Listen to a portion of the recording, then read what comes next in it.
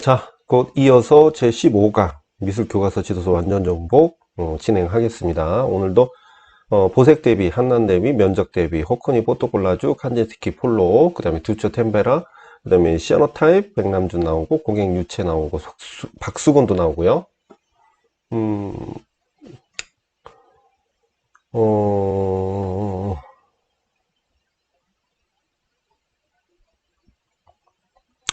자, 바로 진행하시죠.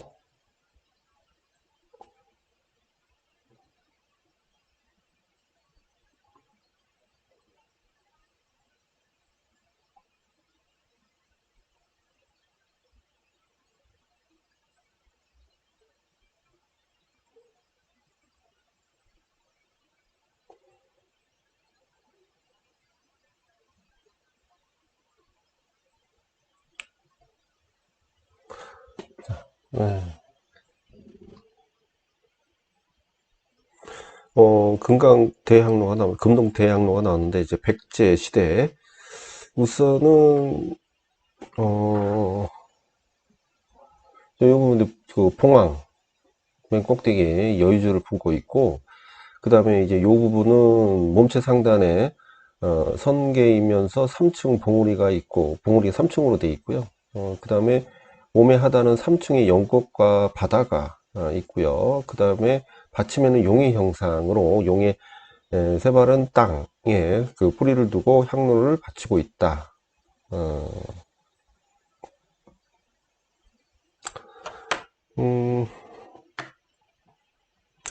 자, 불로장생의 신선들이 살고 있다는 삼신산을 상징적으로 알고 계셔야겠죠? 향로의 장식에는 5명의 악사, 5마리의 새, 그 다음에 24개의 산봉우리, 6군데의 나무와 12군데 바위, 그 다음에 폭포, 시냇물이 세밀하게 배치되어 있다. 뭐 이것까지 그냥 삼신산만 좀 기억하세요.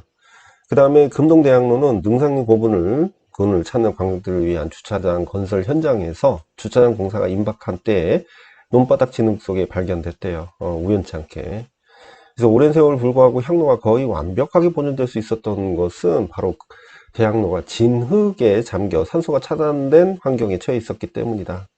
그래서 금동대학로에 5명의 악사가 있고, 근데 그 악사가 대학로에 5명의 악사가 앉아 연구를 하고 있고, 관악기는 소와 피리, 그 다음에 현악기는 완암과 검은고, 그 다음에 타악기는 북 등 5개의 악기로 하나의 오케스트라가 구성되어 있다. 5명의 악사는 사람과 그다음 모든 동식물 위에 배치되어 당시 악사들의 사회적 지위를 보일 수가 있고, 또한 사람과 삼라만상이 모든 생명에게 음악을 연주하는 무능도원에게 이르는 그런 개념이라고 보시면 되고, 백제 금동대학로에 표현된 악기는 고구려의 벽화에서 보이는 악기와 같거나 비슷한 모습을 하고 있어요. 그러면 이제 뭐 고구려의 영향을 받았다 이렇게 볼 수가 있죠. 그 다음에 정상부는 북을 두드리는 악사와 검은고를 연주하는 악사가 볼 수 있고, 산에는 말을 타고 수렵하는 모습과 많은 동물들을 볼 수가 있대요. 그래서 이런 식으로 디테일하게 물어보고 있죠. 아무래도 교과서에서 이 정도로 이제 했으면 우리가 이제 참고는 하셔야겠죠. 이렇게 발견됐다 그러고. 그 다음에 다빈치의 최후의 만찬입니다. 자, 수도원 식당의 벽화로 이제 프레스코 기법으로 그려졌다. 레오나르도 다빈치의 젖은 회벽에 안료만 이용해서 그리는 프레스코 기법 대신에 그 안료에 계란과 그 다음에 오일을 섞은 템페라 물감을 이용한 실험적인 작품이었대요. 그래서 박락이 심했죠. 이 기법은 곧바로 물감이 떨어져 나가거나 썩기 시작해가지고 작품 보존의 문제를 일으켰대요. 그래서 22년에 걸쳐서 복원이 완성됐죠. 그래서 복원 작업은 교과서에서도 나와요. 이거 미술품 상태 조사, 증상과 원인 파악, 그 다음에 사용 재료, 제작 방법의 작성, 엑스레이, 적외선, 자외선 촬영을 통해서 분석을 한 뒤 처리 과정에 레이저와 같은 과학 장비를 이용해서 한다. 이렇게 볼 수가 있죠.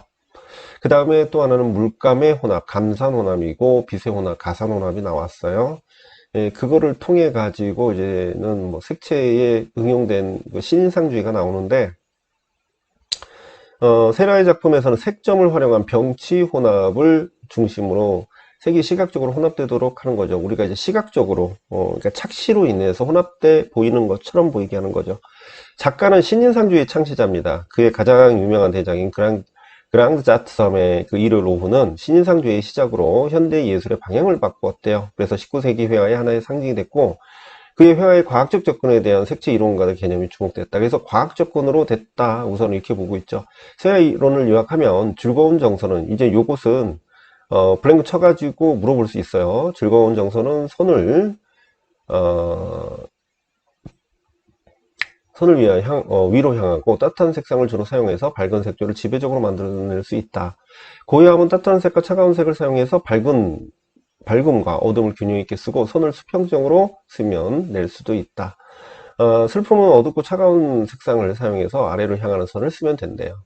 그래서 그랑드자트 섬의 그 일요일 오후는 각각의 사회 계급의 구성원들이 공원에 활동하는 모습을 보여주고 있고 도시 생활입니다. 여러 색이 칠해진 병치된 작은 점들은 이런 색들을 감상자 눈에서 시각적으로 혼합되게 해주는데, 이런 물감의 안료가 원래 갖고 있는 색과 다른 색이죠. 이 사람이 하는데 뭐 한 2년 걸려서 작품을 표현했다라고 나오고요. 그 다음에 색상환, 색입체가 나옵니다. 원하는 색채를 먼셀은 색상, 명도, 채도의 총합이라고 정의를 하면서, 먼셀은 미국의 미술학교 교사로 그의 색채계는 색채 교육이 필요해서 창안됐다. 그래서 우리나라에서 이걸 교육용으로 쓰고 있죠. 색깔은 삼속성으로 나타낼 수 있다고 말하면서 그 삼속성은 색상, 명도, 채도다. 색상의 기본 원색으로는 빨강, 노랑, 녹색, 파랑, 보라 이 5종으로 결정되고, 거기에 원색을 혼합해 가지고 중간 색상을 만드는 원리라고 볼 수가 있죠. 중요한 얘기예요. 자, 명도는 무채색에 의해서 100을 10, 흙을 0으로 해서 몇 단계? 11단계입니다. 우리가 보통 이걸 계산할 때는 0에서부터 시작을 해요. 그래서 그 단계는 10이라도 10단계가 아니라 11단계로 계산합니다. 채도는 맑고 탁한 정도로 14단계, 그것은 각각 달라요. 그 다음에 색상은 넣어서 구조화시켜 색입체를 만들었어요. 그러니까 우리가 보통 해가는 것이 이런 식으로 해가지고 색상을 구분하잖아요. 그래서 여기에서 우리가 옆으로 수직으로 본다면 명도 단계 0에서부터 10, 그래서 가장 어두운 검정에서 가장 밝은 흰색 해가지고 나오고요. 그 다음에 채도는 우리가 색상화해서 여기가 붉은색이면 반대선은 우리가 이제 초록색이 되겠죠. 그래서 그러니까 초록색이라는 이제 파란색이 되겠죠. 거의 파란색이 되겠고, 이 보색 관계를 이루고 있고요. 그 다음에 여기가 채도가, 여기가 5R이 제일 채도가 높다, 이렇게 볼 수가 있습니다. 그리고 그걸 이제 옆으로 잘랐을 때는 6N이라, 그러니까 N6이라는 것은 명도, N 명도죠. 그래서 6단계에서 잘랐다라는 겁니다. 6단계 잘랐을 때 여기서 채도 단계가 여기서는 10이고 여기는 12이고 여기는 8이고 다 달라요. 근데 이제 채도의 순색에 해당되는 것은 같지만 단계는 다 다르다. 그죠? 이렇게 구분할 수가 있다. 자, 그 다음에 그걸 통해서 나타난 작품이 또 뭐가 있냐? 바자렐리가 있죠. 예, 요거 중요한 말입니다. 구성색의 3요소인 색상, 명도, 채도와 착시 효과를 활용했대요. 다시 말하면 구성색의 3요소인 색상, 명도, 채도를 이용했고, 그것을 움직임과 그 다음에 그런 볼륨감이라든가 이 착시를 통해서 나타나는 어떤 부분들을 들어간가 튀어나온 부분도 이렇게 나타낼 수 있고, 움직임도 나타낸다는 거죠. 그래서 색상, 명도, 채도를 가지고서 착시 효과를 일으킨 겁니다. 오바트의 대표적인 작가로 가장 독창적인 실천가이자 이론가인데, 기하학적인 형태의 특징이 있죠. 그 다음에 선에 의한 착시 효과를 나타내서 키네티시즘이라고부터 해가지고 오바트 공공건축에까지 다양한 활동을 했고요. 엄격한 구성에 의한 기하학적인 추상을 추구를 했다. 수학적으로 면밀한 계산된 조형이다. 그래서 그런 단조로운 도형의 나열에 그치지 않고 부분의 미묘한 변화의 창란에 의해서 화면에 생생한 움직임을 줬다라는 거죠. 그래서 시각적 모호성과 분산을 느끼게 했죠. 그래서 수학적으로 계산된 기하학적 형태의 생생한 색채 구성, 착시로 인한 시각 효과, 움직임을 느끼는 화려한 양식을 확립했다. 그래서 우리가 이제 키네티시즘이라는 것 자체, 바자렐리가 오바트잖아요. 이제 오바트는 굉장히 이성적 판단에 의해서 수학적 계산으로 했기 때문에 우리가 이제는 이제 미니멀의 한 부분, 그러니까 미니멀의 어떤 형식에 같이 묶여서 생각을 합니다. 그 다음에 명시성과 주목성이 있어요. 명시성은 정확히 아셔야 돼요. 노란과 검정의 배색, 주로 이제 배색을 많이 합니다. 배색이 아닌 것도 있어요. 자, 명시도가 뚜렷해 보여서 교통안전표지판이 다양하게 쓰이고요. 주목성은 주로 하나를 사용합니다. 빨강, 주황, 노랑의 고채도, 난색, 개색이 멀리서도 눈에 잘 띈다. 그래서 이제 소화기 같은 경우는 주목성이 많이 강조되죠. 그래서 그렇게 보시고, 그 다음에 착시가 나오죠. 착시, 길이의 착시로 이렇게 참 신기하죠. 길이의 착시. 그 다음에 그 생리적 착시, 그 다음에 인지적 착시, 반전도형이라고 하죠. 그 다음에 방향 착시 이런 것들이 있고요. 면적 착시도 있고요. 근데 요거 같은 경우는 여기하고 요거하고 크기가 같은데도 여기에서는 이게 주황색이 작아 보이고 여기선 크게 보인다는 거예요. 그러니까 흔히 말해서 친구들 같이 다닐 때 주변에 이쁜 애들이랑 같이 다니게 되면 거기에 상대적으로 어떻게 보일까요? 여러분들은 다 이쁘게 보이겠죠. 친구들보다 이쁘니까 이쁘게 보이겠는데 그럼 여기에 해당된단 말이에요. 그죠? 예. 예. 여기에 해당된다. 요게 더 이제 돋보이는 거고 요거는 잘못하면은 돋보이지 못하는 겁니다. 그죠? 명암의 착시, 그 다음에 명도 대비, 채도 대비, 색상 대비가 나오는데 이제 명도 대비는 검정 배경 위에 노란색 명도가 더 높아진다. 이게 명도가 높아 보이는 것을 중심으로 얘기하고요.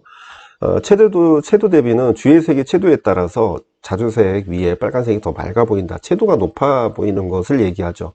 색상 대비는 좀 달라요. 주의색의 영향으로 해서 보라색 색상이 더 차이가 다르게 보이는데 색상 대비 보시면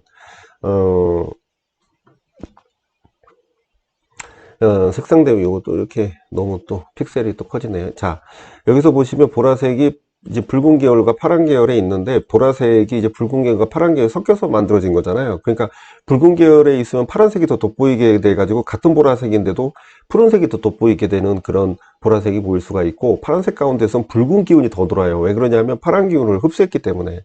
그래서 주변색, 그러니까 붉은 이게 같이 두 개가 이제 결합된 색이 그 결합된 색 중에 하나가 배경색으로 깔리면 반대색이 더 돋보이게 된다. 이런 개념으로 보시면 돼요.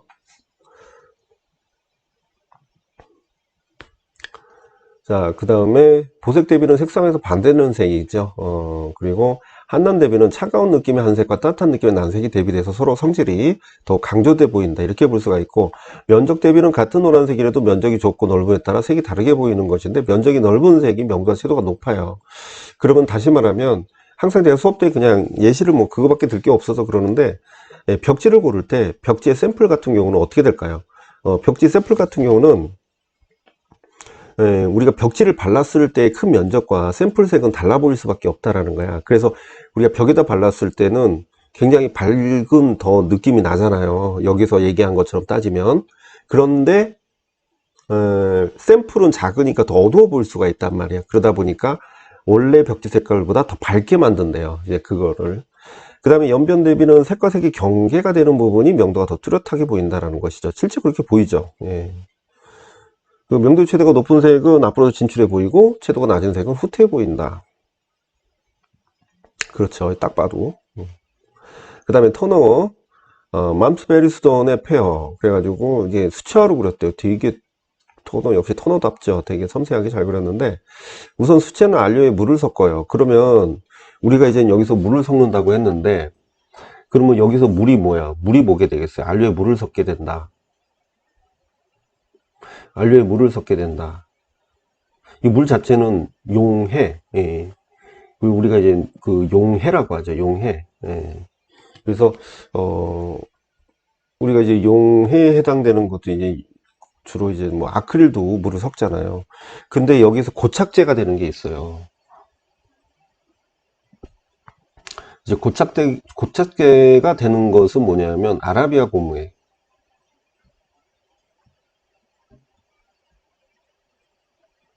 아라비아 고무이 되겠죠. 고착제가 되는 것은 물은 용해를 위해서 하는 것이고 고착제는 요거 잘못하면 헷갈리겠다. 이렇게 하지 마시고 안료에다가 플러스 고착제 이렇게 되겠죠. 자, 수채화 연필, 색연필, 유성 색연필과 함께 다양한 표현이 가능하고 필사본, 장식과 일러스트레이션 뭐 다 쓰인다라는 것이죠. 그 다음에 알코올을 섞어서 사용하면 빨리 건조돼요.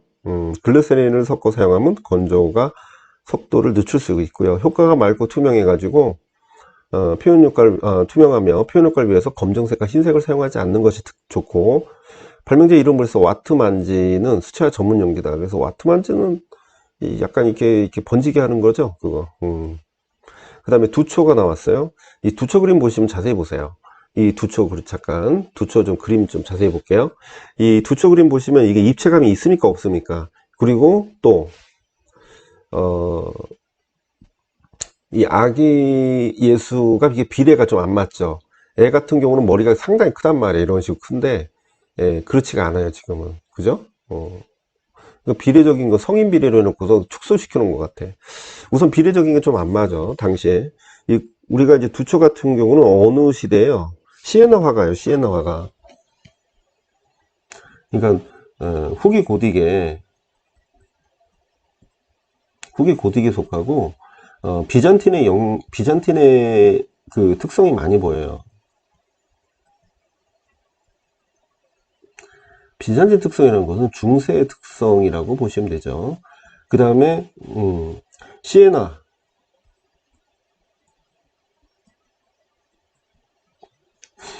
시에나 화가인데 이 시에나 화가들의 특성이 뭐냐면 서서히 이제는 감정적인 요소가 나타나기도 하고 입체적인 요소도 나타나기도 하는데 특히 감정에 종교화인데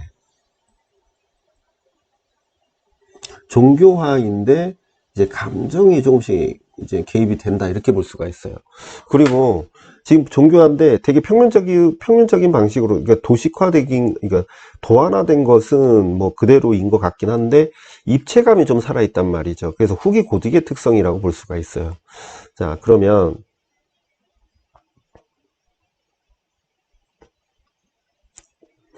자, 두초는 우선 템페라 이제 제가 뭐 관련 없는 걸 얘기했는데 이 템페라를 설명하려고 여기선 이걸 얘기했죠. 그래서 안류에 계란 노른자를 섞어서 물감을 만들죠. 그럼 계란 노른자는 뭐게요? 계란 노른자 이게 고착제예요. 미디엄 고착제죠. 14세기에 프레스코아가 보급된 이후에 고착제로 사용하는 화법으로 등장을 했습니다. 그러니까 우리가 이제 보통 세코라고 합니다. 세코. 프레스코아는 물론 이 프레스코 자체는 이제 습식을 중심으로 얘기하는데 이제 세코는 건식이잖아요. 이제 여기서 고착제가 필요한 거죠. 수채화 유화 중간 정도 느낌 주고요. 혼색이 안 되고 보존성이 떨어져서 현재 거의 사용하지 않아요. 템페라 사용하는 사람 있긴 해요. 자, 빨리 마르고요. 튼튼하고 내구성이 풍부해요. 유화와 달리 건조하면 색조가 어떻게 돼요? 더 밝아진다. 이 포인트 잡으십시오. 그 다음에 고갱. 자, 고갱 유체. 자, 고갱도 좀 할 얘기가 많은데 교과서 내용으로 봅시다. 안료는 린시드유를 섞어서 그립니다. 그러니까 기름을 섞어서 그려요. 얀바나이크 형제가 발명을 했고 16세기 르네상스 시기에 서양 미술의 중요한 표현 수단이 됐는데 여러 번 덧칠을 해서 무겁고 중후한 명암 표현이 효과를 내기가 편리하고 잘 마르지 않기 때문에 작품하는데 오랜 시간이 걸립니다. 기름이 시간이 걸리면서 산화되기 때문에 화학적인 변화 요인이 유의해야 된대요. 그래서 여러 가지 어떤 변화적인 요소가 있죠. 변하지 않은 오랫동안 보존이 또 가능하고요. 렌지리는 아크릴을 합니다. 아크릴 수지로 만든 물감이고요. 30년대 멕시코 벽화의 제작을 위해 만들어진 것으로 발색이 좋아 색이 선명하고 사용이 간편해요. 물에 개어 사용하죠. 용해 물을 사용하죠. 그 다음에 건조가 빠르고요. 접착력이 좋아요. 종이뿐만 아니라 다양한 재료에 쓸 수가 있고요. 굳으면 물에 녹지 않는 성질을 가지고 있어서 녹이려면 아세톤을 사용합니다. 건조가 되면 수정하기가 어려워서 건조를 느리게 하는 리타더를 사용합니다. 자, 체크하십시오. 자, 그 다음에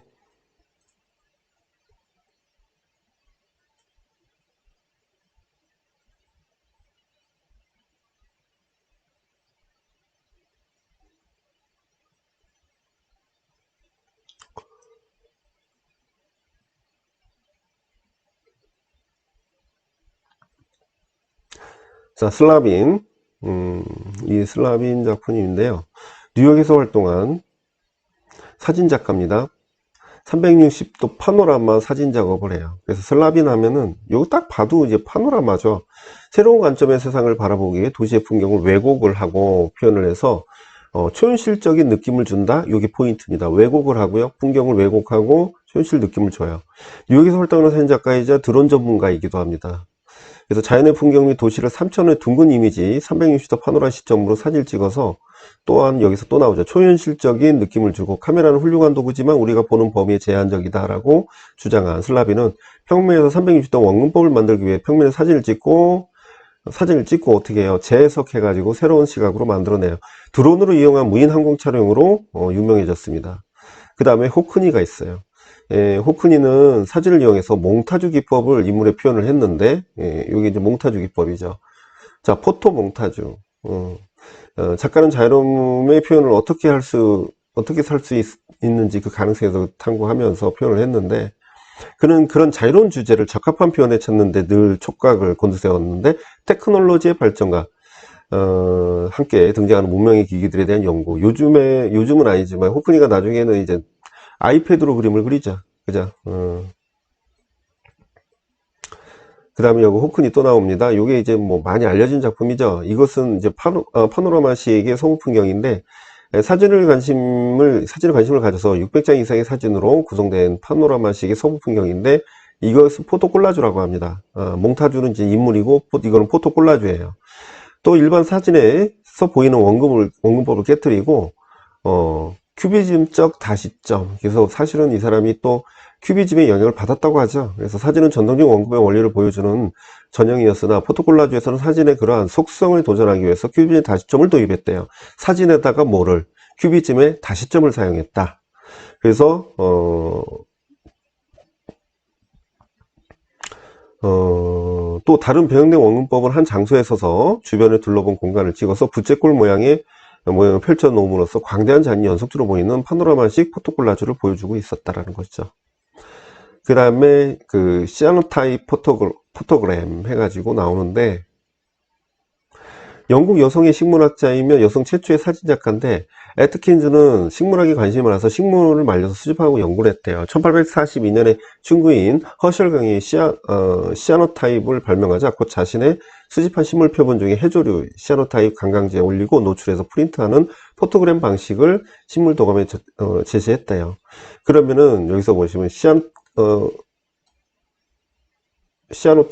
시아노타입의 포토그램 관광객 만들기인데, A액, B액을 같이 섞습니다. 근데 A액은 구연산철 암모늄 25mg, 그 다음에 증류수 100mg, B액은 적혈염 25, 그 다음에 증류수 100 해가지고 이렇게 만드는데, 요것을 쓸 일은 없지만 요것을 이렇게 네모칸 쳐가지고 물어볼 수는 있어요. 그래서 A액과 B액을 1대1로 섞고 인화 과정에서 햇빛이 노출된 곳에 그 시아노타입 관광액 성분이 반응하여서 불용색 청색 안료, 그래서 프러시안 블루가 되는 건데, 물로 씻으면 물에 안 녹는 청색 안료는 그대로 남고 햇빛에 안 닿은 곳, 그래서 식물이 가려진 곳, 그 시아노 타입의 그 키트, 그래서 A액과 B액이 물에 씻겨 내려가게 되죠. 그래서 밑에 보시면 이 방법이 나와 있어요. 처음에 시아노타입 액체를 칠해요, 여기다가. 근데 이거 사이아노타입 다른. 어쨌든 시아노타입이라고 보통 하는데, 그것을 이제 바릅니다. 이게 바르고 그 다음에 나뭇잎을 거기다 얹어요. 그 다음에 햇빛에 말립니다. 그 다음에 물에 씻으면 어떻게 돼요? 그 말린 부분만 그런 식으로 이렇게 흔적이 남는 거죠. 이것을 포토그램이라고 해요. 그러니까 시아노타입 자체가 이제 포토그램이라는 얘기입니다.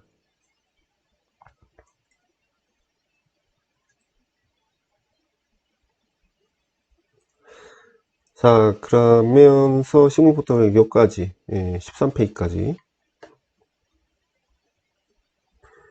자, 여기까지가 중요했죠.